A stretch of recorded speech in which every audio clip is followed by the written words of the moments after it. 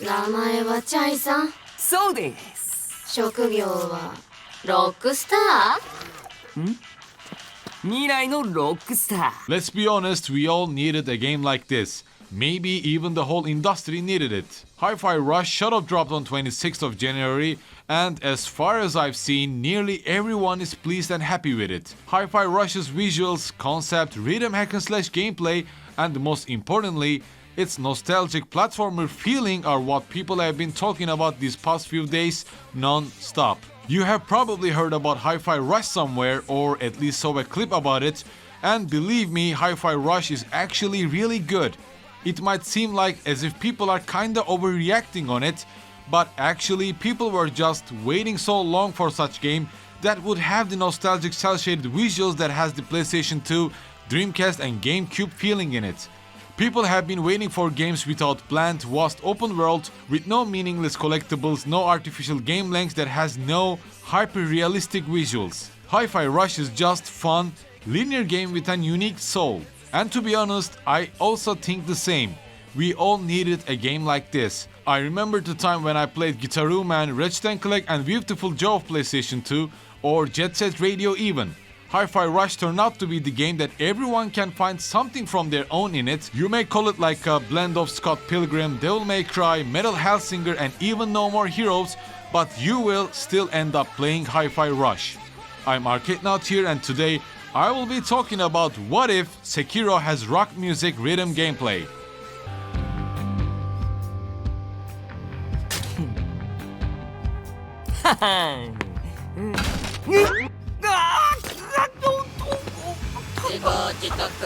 If you're into alternative rock, Hi-Fi Rush will hook you to itself right from the start, as the protagonist Chai listens to Lonely Boy of the Black Keys while applying for the Project Armstrong. We find ourselves in a futuristic city where Vandelay Corporation announces this Project Armstrong that would improve the life of people with robot enhancements. But guess what happens? The CEO of Vandelay Technologies is voiced by Takehito Koyasu, who also did the voices for Dio Brando of JoJo's Bizarre Adventure in Japanese, so you know something is fishy.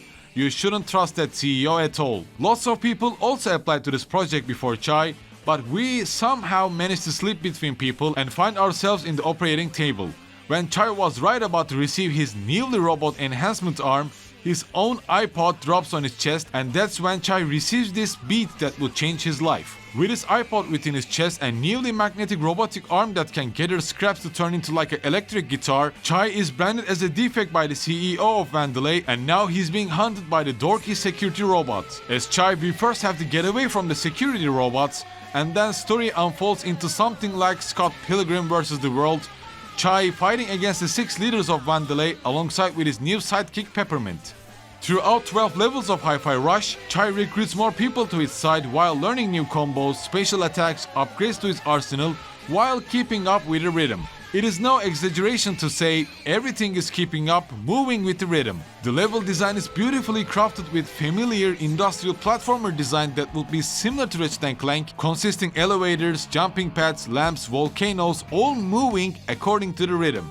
I will be talking more detail about this rhythm part when I explain about the combos, but you don't need to be a rhythm game veteran to enjoy Hi-Fi Rush, as it never ever punishes the players if you miss it. The first vital point of Hi-Fi Rush is obviously to make experience enjoyable while you vibing, keeping up with the rhythm, and then doing flashy combos with high points that would maybe rival hack and slash titles like Devil May Cry and Bayonetta. But it never ever punishes you if you miss a beat during a combo or during a platformer sequence.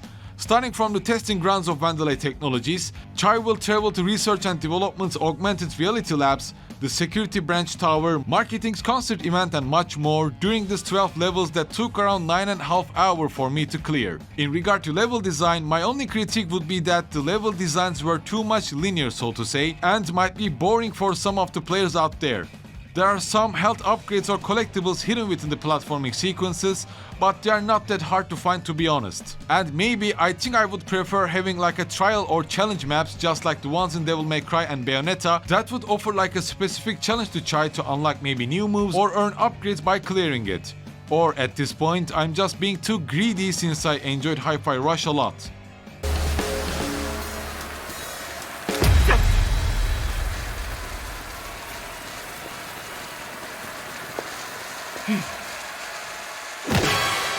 ここまでだミモザ。出番を待ちなさいよサメ。 Then let's talk about the gameplay. The best thing about Hi-Fi Rush is that even if you're not super tight on timing, because the attacks still land on beat, you will do your combos, matching your light attack with heavies, summon your sidekicks to deal damage or break their shield, and all of this feels incredibly smooth. There is literally no reason to skip Hi-Fi Rush in case if you believe that you suck at rhythm games. I think the core aspect to the game was probably accessibility to feeling good, even if you may not have the musical background or understanding it, but also limiting the UI to feel like you are in control.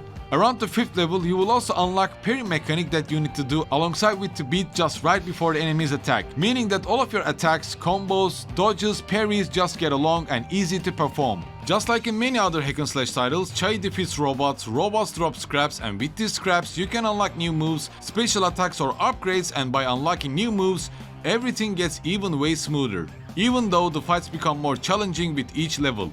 There will be robots with barriers that you need to summon Peppermint, robots with shields that you need to summon Macaron to break them, and then last but not least, robots with flamethrowers that you need to summon someone else. That would be a spoiler to mention. Even these side characters have upgrades that you can tinker with, so Hi-Fi Rush lets you enjoy according to your own playstyle, I would say. These summoning sidekicks to make enemies vulnerable approach can be like an obstacle like in many hack and slash titles, but I never felt this in Hi-Fi Rush to be frank. Summoning these sidekicks never take long and you can just do dodges or parries to weaken the enemies while you do these summons. Besides that, I didn't feel this as a mandatory element, but I thought that it would be good to have different weapons for Chai also, like electric guitar, bass guitar that would also change the beat or even the sound your weapon makes when you attack. That would even make the gameplay a whole lot deeper than it already is. Although there is a lack of weapon variety, you can just cover this with Chai's different special attacks that would either hit a large area while Chai does shreds or just do flashy moves to a single target. And what's interesting is that the combos, your moves and the level design is so well made that you never lose the track of where you are or get confused while keeping up with the rhythm. Though I think I would really prefer to have more licensed music or like an original album made for Hi-Fi Rush, just like the one we had by Metal Hellsinger. Like vibing to the level design with Lonely Boy playing or fighting against the security robots with Invaders Must Die from the Prodigy was really fun, and I wanted to have more of these licensed music during my playthrough, and I think that's where the Metal Hellsinger excelled, presenting lyrics of that song by doing high combo multipliers, motivating, not forcing the players to be better at the game. Besides Lonely Boy and the Invaders Must Die, 1 Million and the Perfect Drug by 9 Inch Nails also play by some boss encounters that also made things even more fun. That's why I said something like, everyone was waiting a game like this. Hi-Fi Rush knows what it is, it never forces you to sympathize with Chai or their cause, it wants you to have fun, enjoy the music, its colorful and funny world, and then lets you to play better, perform more complex combos if you feel interested. That's it, and that's also what many game developers need to study on, I believe. よっしゃ入った。バレてないよね。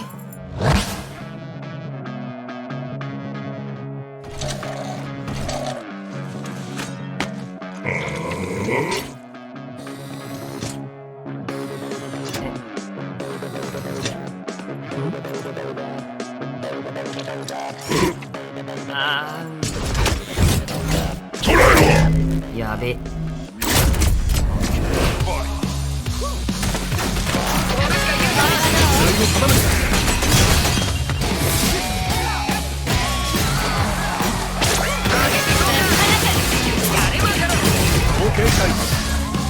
I'm not sure though, but I think the developers also used to play Guitar Man of PlayStation 2 and maybe Buster Groove from the golden age of PlayStation 1 ages ago, as these two rhythm games have also the same feeling of beats and rhythm within. On the other hand, Hi-Fi Rush is channeling that forgotten era of cel-shaded cartoon graphics that are similar to the titles like Beautiful Joe and Jet Set Radio. Hi-Fi Rush is a feel-good game with nostalgic, cel-shaded visuals, alternative rock soundtracks that pumps up the hack and slash feeling with likable characters.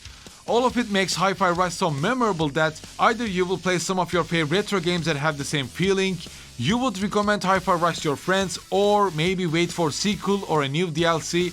But luckily, Hi-Fi Rush can play through Game Pass, but also can be bought from Steam and for Xbox with price tag of $30 US. Hi-Fi Rush is one of the must-play titles of 2023, and I'm sure it will still be a hot topic for a while. Also, it might still early to say this, but it might also be the new phase, the new rebel against the photorealistic AAA titles that have enormous vast open worlds with unlimited side contents. We might see something like Hi-Fi Rush against the new gaming industry soon.